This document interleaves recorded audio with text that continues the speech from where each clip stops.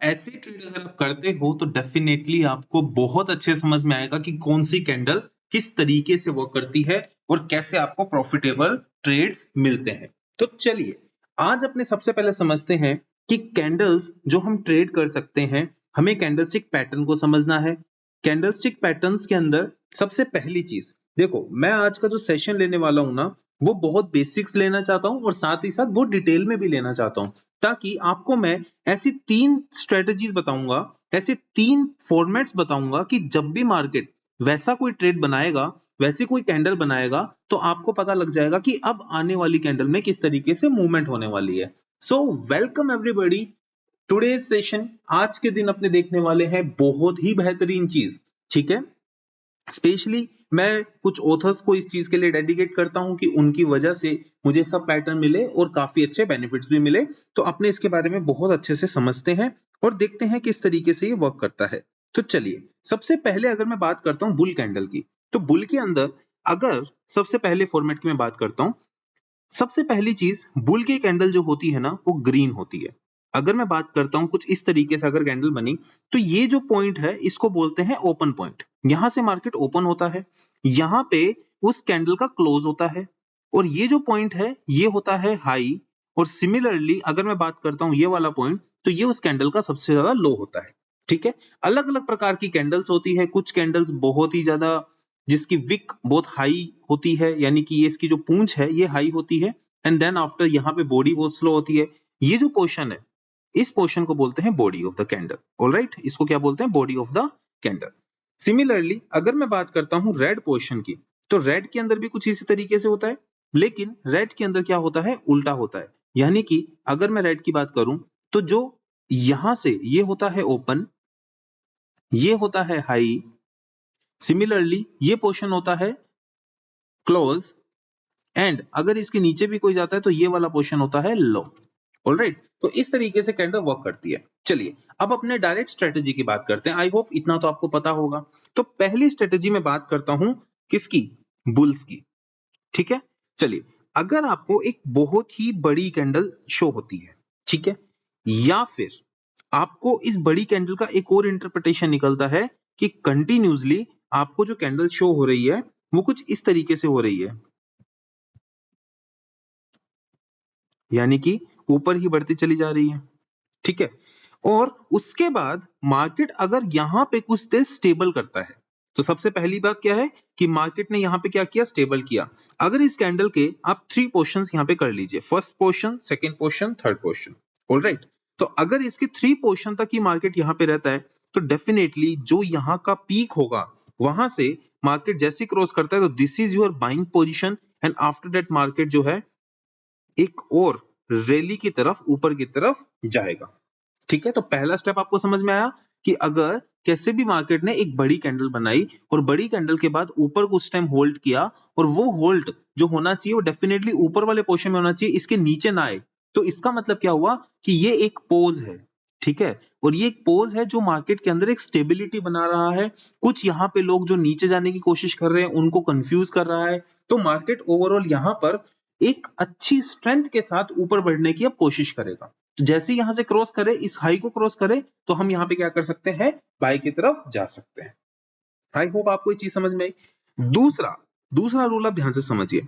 मान लीजिए आपके सामने फिर एक बड़ी कैंडल आ जाती है, और बड़ी कैंडल आने के बाद आपका जो मार्केट है वो स्लोली स्लोली नीचे जाने लग जाता है। फिर आप कैंडल को 2 पोर्शन में डिवाइड कर दीजिए। The first portion is 50% and another portion is 50%. Alright, तो अगर यहां से 50% आता है और 50% के बाद यहां से अगर ये ऊपर उठता है, तो जो फर्स्ट कैंडल का लो हाई क्रॉस करेगा, वहां से we are expecting a good move. तो आपको यहां बाय कैसे करना है? यहां पे बाय करना है, और यहां पे एसएल। कल को नीचे भी चला जाए तो डेफिनेटली आपका एसएल बहुत कम होगा।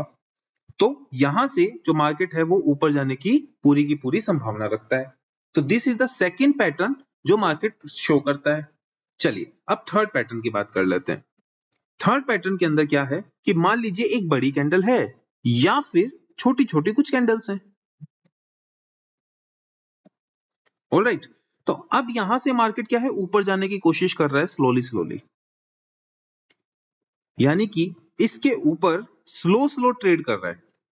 तो इसका मतलब क्या है कि यहाँ पर जो पोजीशन प्रेशर है वो सारा का प्रेशर यहाँ पे यूटिलाइज हो चुका है और अब नया प्रेशर बन रहा है जो स्लो स्लो ऊपर जाने के लिए कोशिश कर रहा है, लेकिन ये नहीं जा पाएगा। ओवरऑल मार्केट यहाँ से क्रैश होने वाला है, यानी कि यहाँ से मार्केट फिर से एक कैंडल बनाएगा जो कि होगी red candle and slowly slowly market यहाँ से किसकी तरफ चला जाएगा, रेडिश की तरफ चला जाएगा।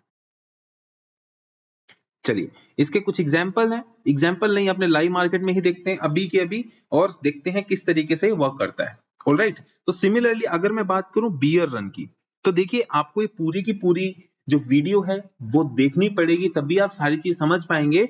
आई होप आपको ये वीडियो समझ में आ रही है, बहुत अच्छा आपको नॉलेज मिल रहा है। तो अगर आपको ये पैटर्न समझ में आ रहे हैं तो आप मेरी वीडियो को लाइक करिए, शेयर करिए एंड सब्सक्राइब करिए उन सभी के साथ, ताकि वो क्या करें,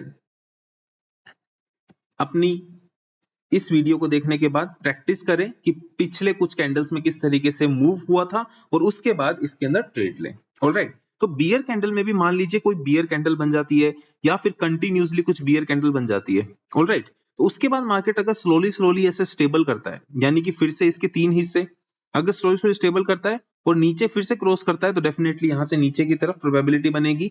अगर सेकंड पोजीशन में क्या है कि अगर यहां से रेड कैंडल बनी, रेड कैंडल बनने के बाद मार्केट यहां से अप गया, 50% का जो रेशियो है 50-50 एंड देन आफ्टर 50 के बाद वो फिर से स्टेबलाइज नीचे जाता है, तो डेफिनेटली यहां से अपने नीचे देख सकते हैं। और case number 3, this is case number 2, this is case number 1।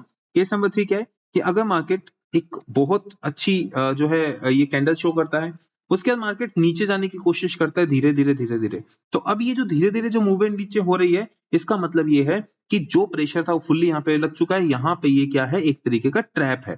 तो यहां से मार्केट ऊपर जाएगा और डेफिनेटली यहां से ऊपर इस तरीके से ऊपर हो जाता है और यहां से इस तरीके से कैंडल्स ऊपर बन जाती है।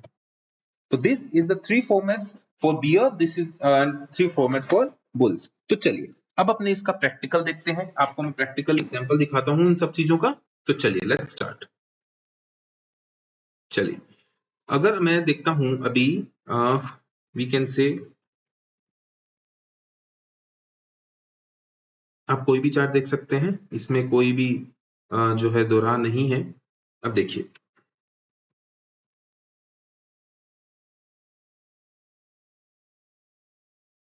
ओके, तो अब देखो यहां पे क्या हुआ। सी जैसे मार्केट ने यहां से जो है, वेट अ सेकंड, देखो this is move up and then market stabilised, लेकिन ये 50%, 1/3 तो नहीं है ये, ठीक है। तो 1/3 के नीचे जब ये गया तो डेफिनेटली अपना ये टारगेट जो है कम क्रॉस किया, then after this is pull back and then down, down and then stabilised, then again down, ठीक है। तो again down, this is small pull back, it is probability that it will go down more, ठीक है। अब चलिए अपने बात करते हैं एक और शेयर की। ओके, तो now see here, this is big candle and slowly market start moving down, this is slowly moving down, then after what will happen, boom, market moves up. All right, now see, this is big move. All right, now the market अब क्या कर रहा है, market slowly move down कर रहा है। अब देखिए यहाँ पे जो रेंज थी वो इसने क्या कर दी है, ब्रेक कर दी है, 1/3 एंड देन अगेन 1/3, तो यहाँ पे ये ट्रेड क्या हो गया, फेल हो गया। तो यहाँ पे कोई भी अपॉर्चुनिटी नहीं मिली है।